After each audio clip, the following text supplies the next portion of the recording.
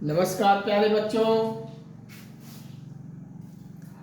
आज के सेशन में आपके सामने हाजिर हैं हम।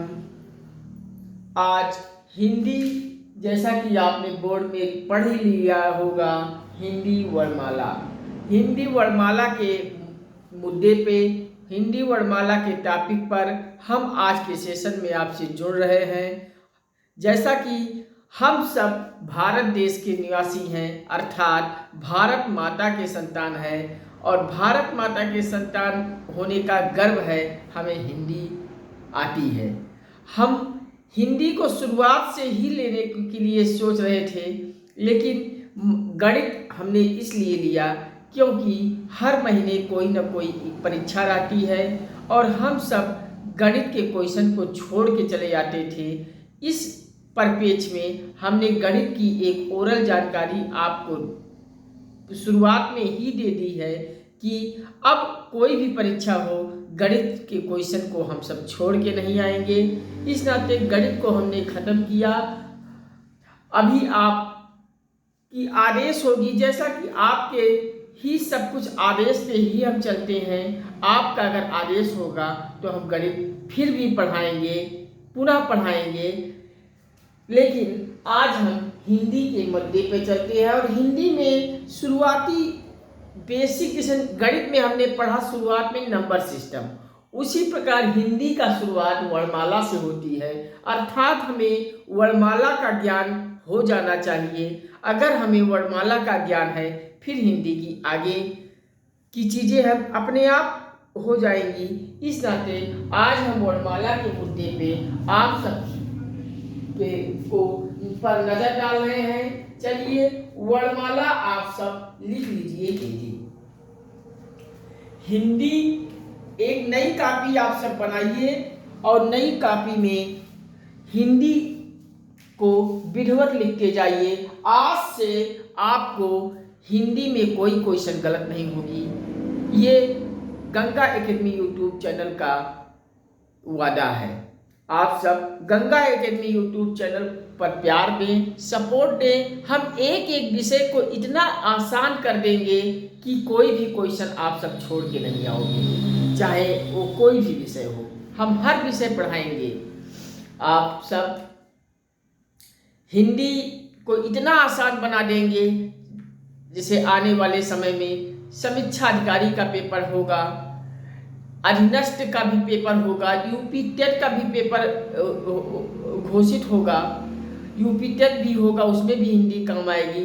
रेलवेज की परीक्षा में हिंदी आते हैं।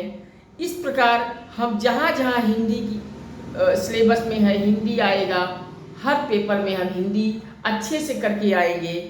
इस तरह आज हेडिंग डालिए आप सब, हिंदी का वर्णमाला। चलिए, एक लाइन आप सब लिख लीजिए। वर्णमाला का परिभाषा लिख लीजिए। वर्णों का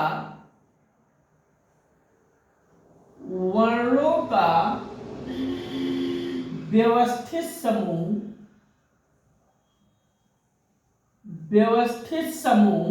वर्णों का व्यवस्थित समूह को वर्णों के व्यवस्थित समूह को ही वर्णमाला कहते हैं। वर्णमाला, कोई आपसे पूछे कि वर्णमाला किसे कहते हैं, तो आप सब बताएंगे वर्णों के ही व्यवस्थित समूह को वर्णमाला कहते हैं। इस आप परिभाषा नोट कर लीजिए। एक हम आप सबको तालिका बनवाते हैं, उस तालिका को आप सब बना लीजिए। चलिए, वर्ण तालिका में एक तरफ लिखिए स्वर, यहां पहले लिख लीजिए वर्ण तालिका। हम पेन चेंज कर दे रहे हैं ताकि आप सबको आसानी से समझ में आए। लिख लीजिए वर्ण तालिका।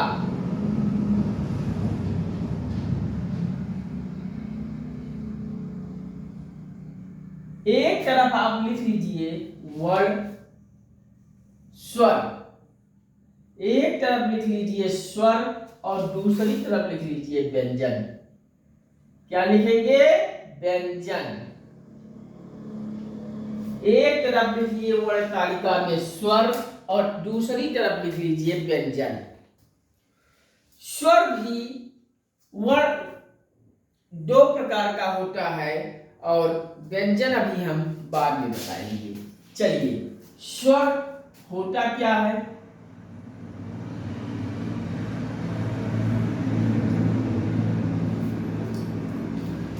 एक स्वर होता है ह्रस्व स्वर और दूसरा स्वर होता है दीर्घ स्वर। दीर्घ स्वर एक स्वर, दूसरा होता है दीर्घ स्वर, पहला होता है ह्रस्व स्वर। अब ह्रस्व स्वर क्या है, दीर्घ स्वर क्या है, थोड़ा सा हम जानकारी देते हैं। आपसे कोई पूछे ह्रस्व स्वर कितने प्रकार का होता है, आप सब कहेंगे 4 प्रकार का होता है। ह्रस्व स्वर कितने होते हैं? 4 प्रकार के। और कोई आपसे पूछे दीर्घ स्वर कितने होते हैं, दीर्घ स्वर होते हैं 7 प्रकार का। अर्थात कुल स्वरों की संख्या 7 ये हो गया, 4 ये हो गया, 7 4 11 स्वर होते हैं कुल। चलिए देखिए, ये 4 में कौन कौन सा स्वर होता है, आप लिख लीजिए। छोटा आ, छोटी ई, छोटा आ, छोटी ई, ऊ और री। ये चारों ह्रस्व स्वर में आते हैं। अब ये 4 जब ह्रस्व स्वर में आ गए तो दीर्घ स्वर में क्या आएगा, आ के बाद बड़ा आ जाएगा। ई छोटी ई दिया है, बड़ी ई यहां आ जाएगा। ऊ दिया है, छोटा ऊ, बड़ा ऊ आ जाएगा। ये तीनों तो आ गया। री उसमें आ गया, री इसमें आएगा नहीं। ए आई, ए आई, ओ औ, औ लिख लीजिए आप सब। आ ई उ ए आई ओ औ, ये आप दीर्घ स्वर में लिख लीजिए 7। 1 2 3 4 5 6 7, 7 है दीर्घ स्वर और ह्रस्व है 4। ये आप इतना लिख लीजिए। कुल स्वर अर्थात आपसे पूछे कि कुल स्वरों की संख्या कितनी होती है, तो आप सब लिखेंगे कुल स्वरों की संख्या, कुल स्वरों की संख्या बराबर 11। आप सब अच्छे से नोट्स बना के लिखते जाइए ताकि कोई भी परीक्षा देने जाइए तो परीक्षा से पहले एक बार नोट्स उठा के देख लीजिए। हिंदी में कभी गलत क्वेश्चन करके नहीं आओगे। चलिए, ह्रस्व स्वरों की कुल संख्या 11 होती है। इतना हो गया। अब अंक तालिका में एक नोट करके एक और भी लिख सकते। चलिए हम व्यंजन आपको बता देते हैं।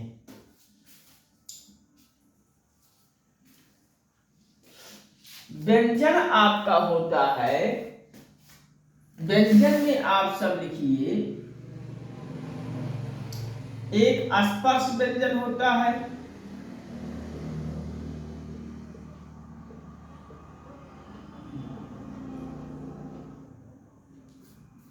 एक स्पर्श व्यंजन होता है, एक होता है अंतस्थ व्यंजन,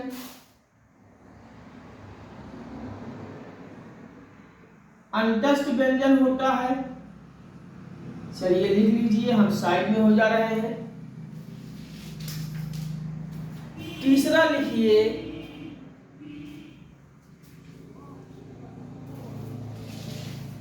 ऊष्म व्यंजन, ऊष्म व्यंजन और चौथा लिखिए आगत व्यंजन।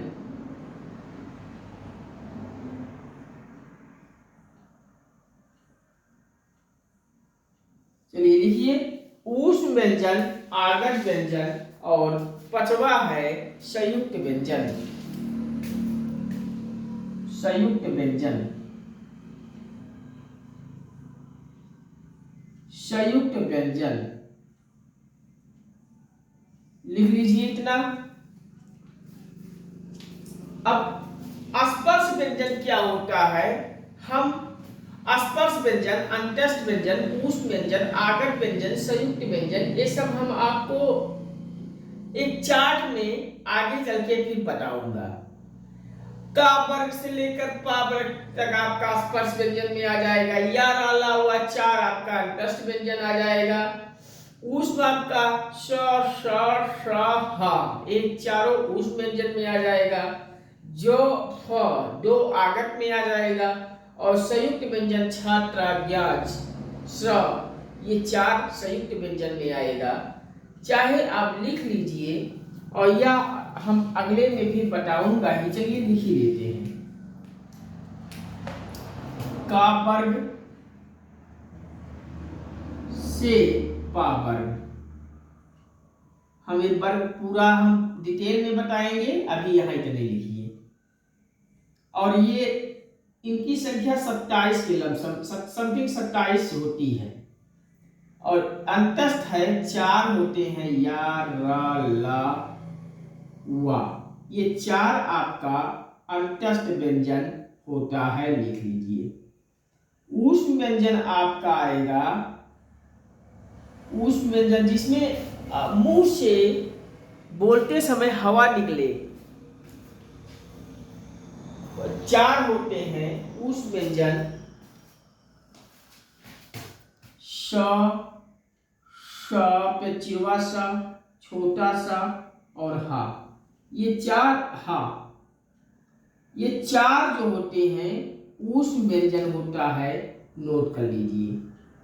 और आगत स्वर, जो आगत व्यंजन जो हमें कहीं से मिले हैं, अर्थात आगत स्वरों की संख्या होती है। जैसे कहीं कहीं हम हिंदी में मिल जाता है, ज ऐसे लिखा है बिंदी रहेगा, फ ऐसे लिखा है बिंदी रहेगा। ये 2 आगत व्यंजनों की संख्या 2 होती है, लिख लीजिए। संयुक्त जो 2 वर्णों के मेल से बनते हैं, जैसे आप लिख लीजिए स, त्र, ज्ञा, कच्छा वाला छ, त्र ज्ञा स, ये 4 आपका संयुक्त व्यंजन होता है, लिख लीजिए। कहीं कोई प्रॉब्लम हो तो बताइए। एक व्यंजन और आप सब कहीं कहीं पढ़े होंगे, ज और फ, ये जो आगत व्यंजन मतलब कहीं से आए हुए हैं, अर्थात इन्हें विदेशज भी कह सकते हैं, सब विदेशी हैं। और ये ड और ध, ये क्या है? उच्छिष्ट व्यंजन है। हिंदी में जो ड लिखा जाता है और ध लिखा जाता है, ये 2 व्यंजन जो हिंदी में लिखा जाता है, इसको उच्छिष्ट व्यंजन कहते हैं। उच्छिष्ट व्यंजन लिख लीजिए, इसको नोट करके लिख लीजिएगा, इसको अलग से इसको नोट करके आप हेडिंग डाल के लिख लीजिएगा। चलिए इतना आप सब लिख लिए तो हम थोड़ा आप सबको थोड़ी और जानकारी बढ़ाते हैं। चलिए लिखिए, हम इरेज करते हैं, आप सब लिख लीजिए।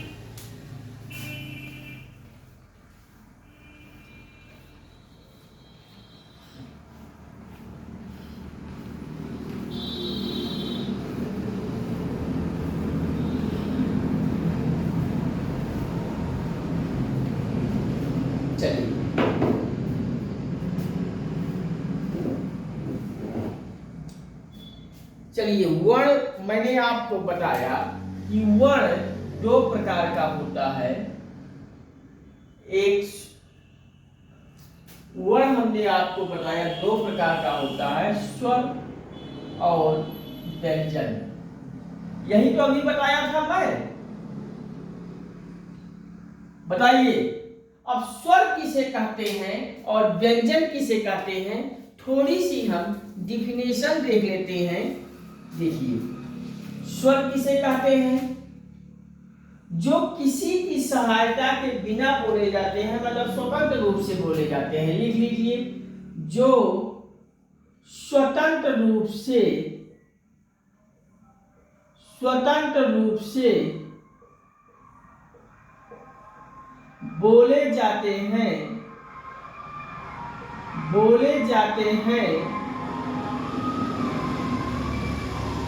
स्वर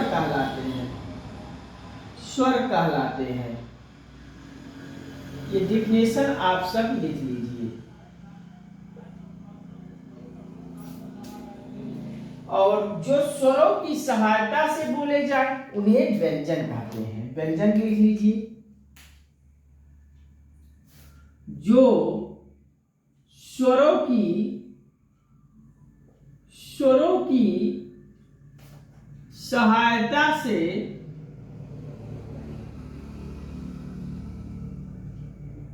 बोले जाते हैं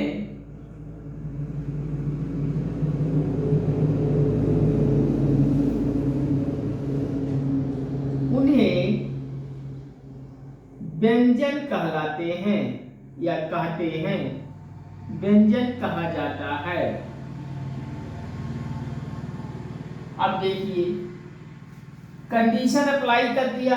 जो स्वतंत्र रूप से बोले जाते हैं स्वर कहलाते हैं, जो स्वतंत्र रूप से नहीं अर्थात स्वरों की सहायता से बोले जाए व्यंजन कहलाता है। कैसे, देखिए, जैसे मैंने आपको बताया कि स्वरों की संख्या 11 होती है। आ ई उ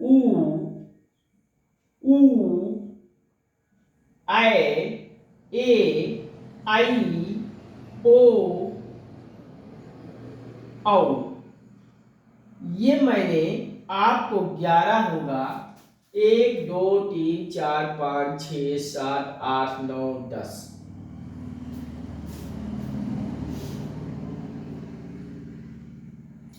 10 ये आपका स्वर होगा। अभी बता रहे हैं, जो 11 होता है अभी बता रहे हैं। और ये आपका व्यंजन होता है का वर्ग, ख वर्ग, गा चा वर्ग, मतलब क ख ग घ। जैसे का व्यंजन में का इस तरह से लिखा जाता है, ख इस तरह से लिखा जाता है, ग हलंत लगा के ही लिखा जाता है। इस तरीके से अगर आप का लिखोगे तो ये गलत हो जाएगा, और इस तरह से का लिखोगे हलंत लगा के तो सही होगा। तो ये जो हलंत लगा है ये इंगित करता है कि किसी सहायता से बोला जाता है, अर्थात इस का में आ आए। एक मिनट, सॉरी, मार्कर गिर जा रही है।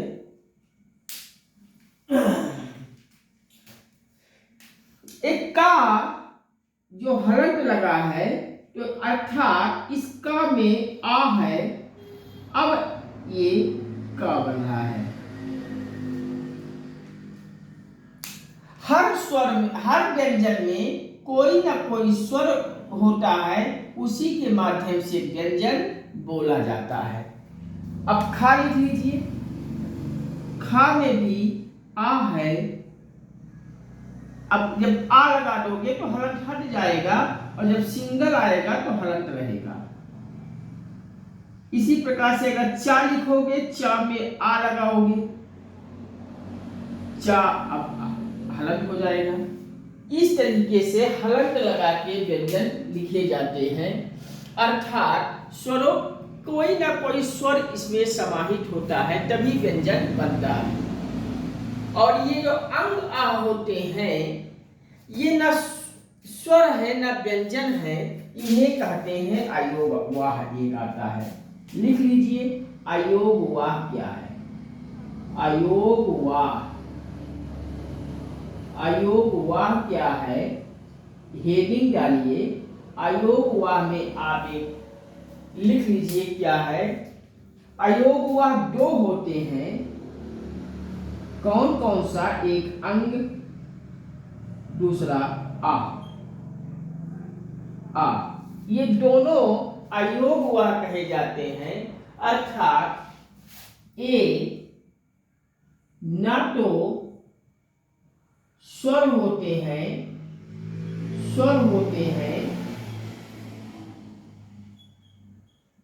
और न ही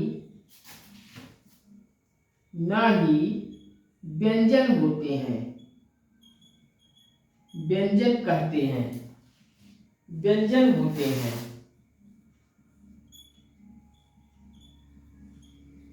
इन्हें अयोग वाह कहा जाता है। इन्हें अयोग वाह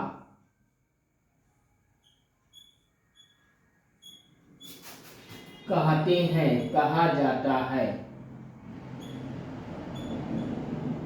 और अयोग वाह मैंने आपको बताया दो हैं, अंग और आ। अंग और आ, ये अयोग वाह है। ये अंग को हम विसर्ग वाला लिख सकते हैं, ये अनुस्वार होगा। अंग जो अनुस्वार होगा, और ये आह विसर्ग आगे लगा है, विसर्ग लिख सकते हैं। विसर्गीय आ, और अंग को अनुस्वार आ कहते हैं। आप सब लिख लीजिए आप सब।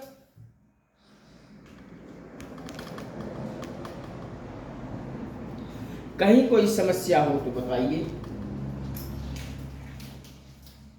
हिंदी को हम सब तोड़ तोड़ के रख देंगे।